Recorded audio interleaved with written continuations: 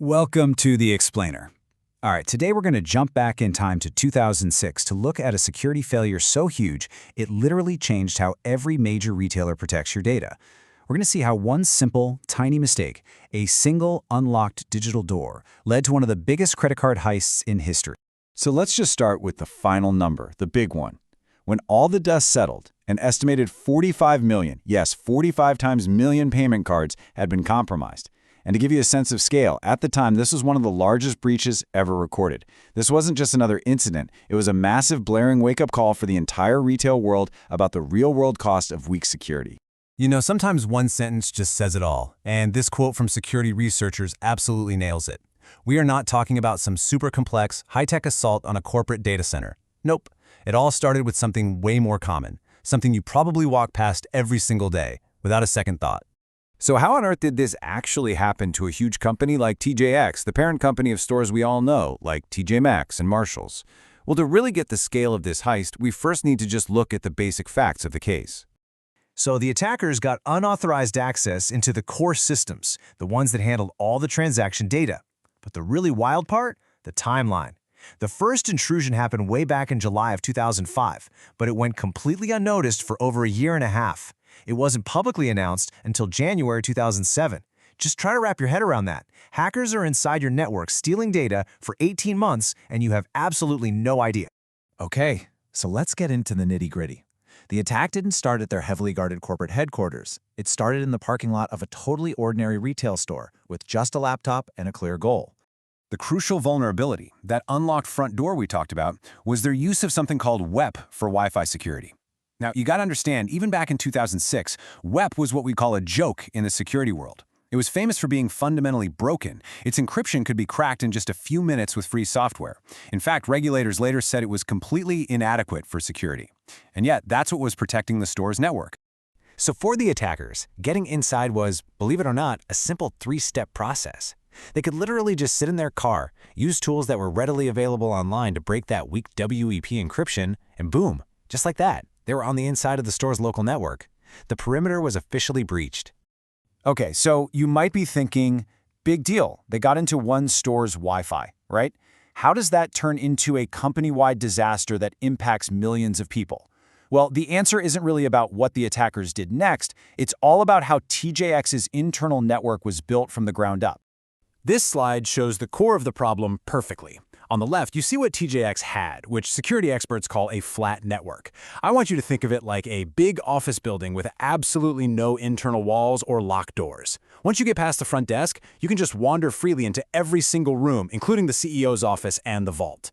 A modern, segmented network, on the other hand, is the total opposite. It's full of locked doors and security checkpoints. It makes it way harder for an intruder to move around. And so when investigators dug in, they found this whole pattern of systemic weaknesses. The individual store networks were not properly walled off from the main corporate network. There were no internal firewalls to stop an intruder's movement. This complete lack of segmentation is what made it incredibly easy for the attackers to jump from that one little foothold in one store directly to the payment processing servers. You know, the crown jewels. So once the attackers reached those central servers, they found another critical vulnerability. And this one didn't just let them move around. It let them steal the actual data and do it so simply that not a single alarm went off. The Federal Trade Commission later found that TJX was transmitting and storing sensitive customer info in what's called clear text. Now, clear text is basically the digital equivalent of writing your deepest, darkest secrets on a postcard and then dropping it in the mail. Anybody who gets their hands on it can read it. It's not in a sealed, encrypted envelope. It's just out there wide open for anyone to see. Because everything was in the clear, the attackers could install these simple programs called sniffers on the network. These things just sat there, totally silent, listening to all the data flying by and just collecting huge volumes of payment card details. They stole around 80 gigabytes in total. That's millions upon millions of card numbers, all without raising a single flag, because to the system, it just looked like normal traffic. In this timeline, just look at it. It perfectly shows this massive gap in their monitoring.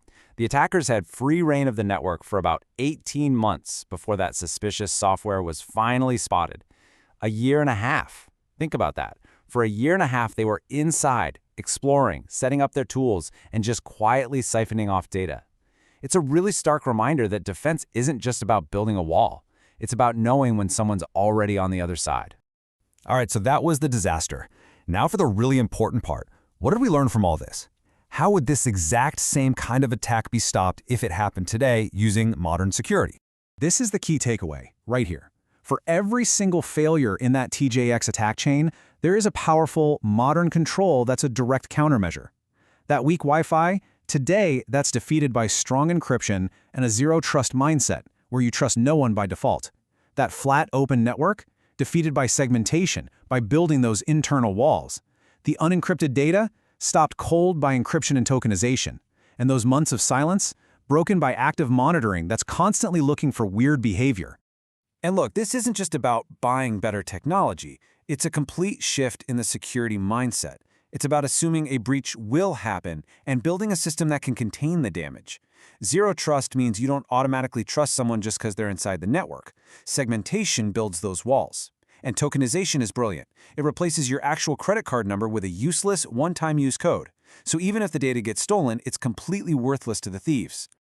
At the end of the day, the TJX breach is this powerful, timeless lesson. It proves that your strongest, most expensive security system is only as good as your most vulnerable, most forgotten point, whether that's an old Wi-Fi router, an unpatched server, or a simple mistake. And it leaves all of us with a really critical question to think about. In our own lives, in our own companies, where is our weakest link?